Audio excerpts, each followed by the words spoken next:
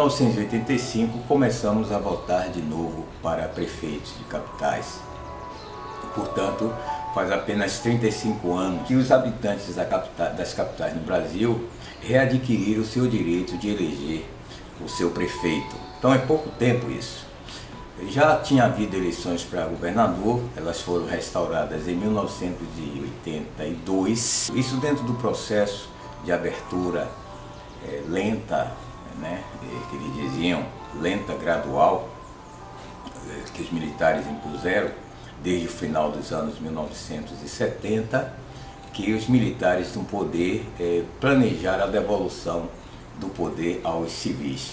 E desde esse período começaram a ter eleições diretas, disputas eleitorais, começou também a surgir o que nós chamamos de marketing político, a propaganda política, né, em que os candidatos se apresentam ante o público, ante as multidões, as sociedades de massa. Os candidatos não podem ir de casa em casa pedindo voto, e daí está o papel dos meios de comunicação de massa, os meios de comunicação social, porque eles têm essa capacidade de chegar até os eleitores mais distantes em toda parte, sem a necessidade da presença física do candidato. Desde então, se organizaram nas agências de publicidade departamentos, né, de marketing político. É bom que saibamos que numa disputa eleitoral não há santo. Aqui, a terra não é um lugar dos anjos. É evidente que todos os candidatos querem vender ilusões. E o eleitor, que não é burro, o eleitor que também quer levar vantagens, ele quer ver quem é que tem condições de dar mais vantagens a si. O eleitor também quer tirar do candidato.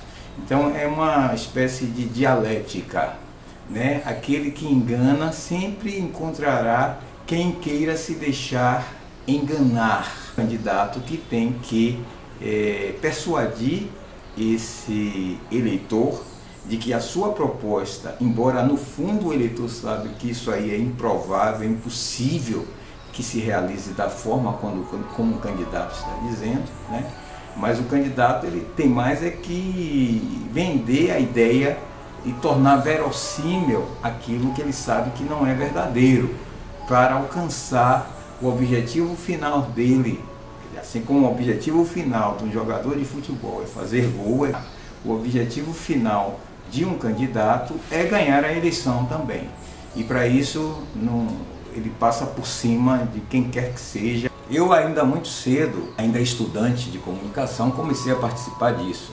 Eu fui recrutado por agência de publicidade para trabalhar nessas agências como redator publicitário dentro do marketing político da Propeg em campanhas. O sistema democrático encontrou essa forma de fingir que é o eleitor quem decide aquele que vai governar. O eleitor comum, já que cada homem, cada mulher, um voto, os candidatos têm que sair em busca do voto da maioria.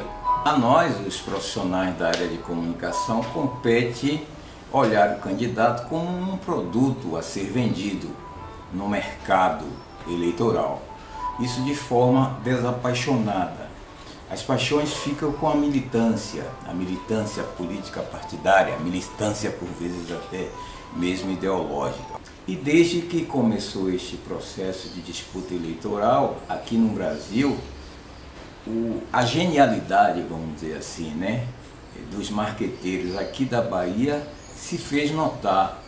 Alguns dos maiores marqueteiros políticos do Brasil nesse período de democracia, de retorno da democracia, desde início dos anos 1980 até hoje, né, alguns dos mais brilhantes nasceram aqui na Bahia. Isso ficou patente entre esse filão profissional do marketing político, né? Duda Mendonça, né, foi aquele luminar, né, foi um dos luminares, mas com o mensalão, ele foi pego no mensalão, a ação penal 470, mostrando o quanto rolava de dinheiro sujo nas campanhas publicitárias. No caso, ele fazia para o PT, né? Foi ele quem ajudou a eleger Paulo Maluf em São Paulo, que era o demônio lá em São Paulo, mas que na hora de disputar eleições, Duda Mendonça deu um banho nele, maquiou ele, né, e ele se transformou num grande político paulista, né, respeitabilíssimo, lá, popularíssimo, graças a esse trabalho feito por Duda Mendonça, que amenizou as feições dele, amenizou o discurso dele. O mesmo ocorreu com Lula, né? Duda Mendonça pegou Lula, transformou Lula no Lula Paz e Amor, porque havia sempre o medo de que Lula, se chegasse à presidência, iria comer criancias e iria trazer o socialismo aqui para o Brasil.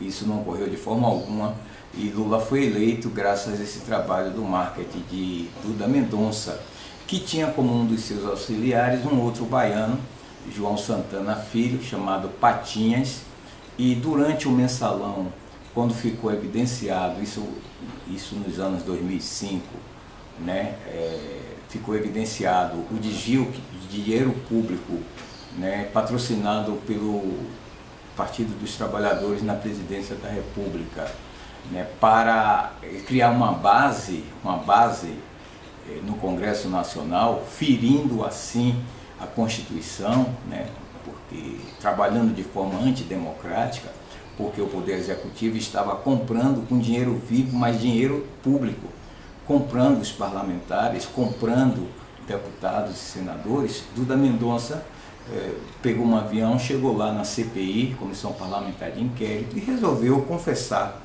né, confessou tudo, e aí ele entregou o dinheiro, e a partir de então ele deixou no lugar dele o Patinhas, João Santana Filho, que acaba de dar uma entrevista ao programa da TV Cultura, Roda Viva, em que menciona, né, isto. O Patinhas também foi preso anos depois, ele não aprendeu com o mensalão, né, com a Operação Lava Jato, ele foi preso junto com a mulher dele, que é a sócia dele, né, foi condenado e resolveu fazer um acordo de delação premiada, entregando todos os próceres do PT, entregando Lula, entregando Dilma. E ele, nessa entrevista ao Roda Viva, dizia que o problema no Brasil é que a sociedade não discute o financiamento de campanha eleitoral, já que o Caixa 2, que é o dinheiro que entra para a campanha, para irrigar a campanha, isso além do dinheiro do fundo eleitoral, isso além do dinheiro que os partidos políticos constitucionalmente aqui no Brasil têm direito a uma verba mensal de bilhões no ano, né? Entra muito dinheiro sujo, dinheiro de banqueiros, dinheiro de empreiteiras, dinheiro de donos de empresas de transporte, né? Além do dinheiro do tráfico ilegal, do tráfico de armas, do tráfico de drogas, que você vai fortalecer a democracia se a democracia é maculada dessa forma. Nessas eleições, por exemplo, em 2020, né, há várias notícias de que o tráfico de drogas, os mangangões, tanto das drogas como as milícias que atuam nos estados brasileiros, restringem a participação de candidatos em determinadas áreas do município, né? Você não pode entrar aqui.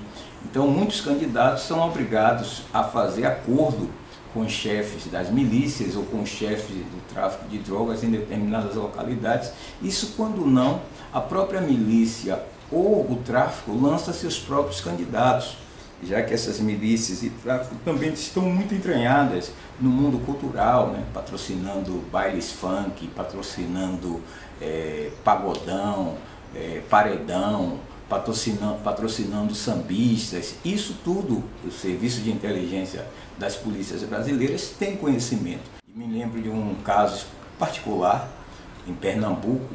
Miguel Arraes tinha sido governador, foi preso, torturado, posto para fora do país. E no seu regresso, ele logo a seguir disputou eleições e tinha como candidato da chapa dele ao Senado um ex-padre da região de Petrolina, Mansueto de Lavur, este é o nome dele, ligado ao partido de oposição da época, que era o MDB de Salvador, os chefes aqui da Propeg, Fernando Barros, o Rodrigo Sá Menezes, os donos da empresa, disseram: olha, você vai colar com o candidato ao Senado, Mansueto de Lavur, que é o último das pesquisas, já que à época o governador, se não me engano, Roberto Magalhães, era governador de Pernambuco, estava saindo ao Senado, ele estava disparado na frente.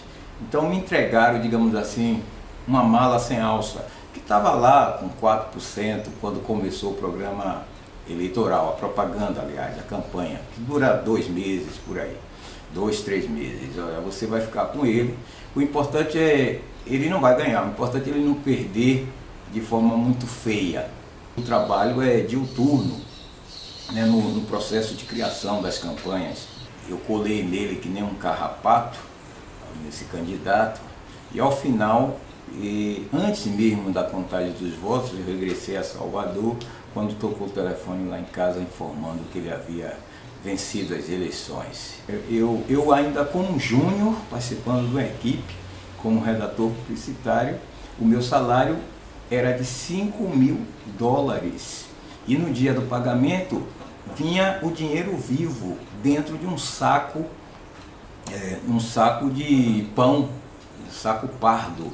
Eu saía de lá da agência com aquele monte de dinheiro, pegava o táxi, ia para o hotel, até que refletindo sobre isso, eu tenho pruridos, veja, desde aquele tempo eu sou um otário, em vez de querer ganhar dinheiro, deixei lá o posto de redator, cheguei para Rodrigo Sá Menezes, um dos donos da agência, né? Ele esteve visitando Aracaju na época e disse a ele, olha, eu estou saindo. Ele até disse, mas Fernando, você é um idiota, hein? Nós querendo ajudar você, você é um cara jovem, talentoso, isso nas palavras dele, né?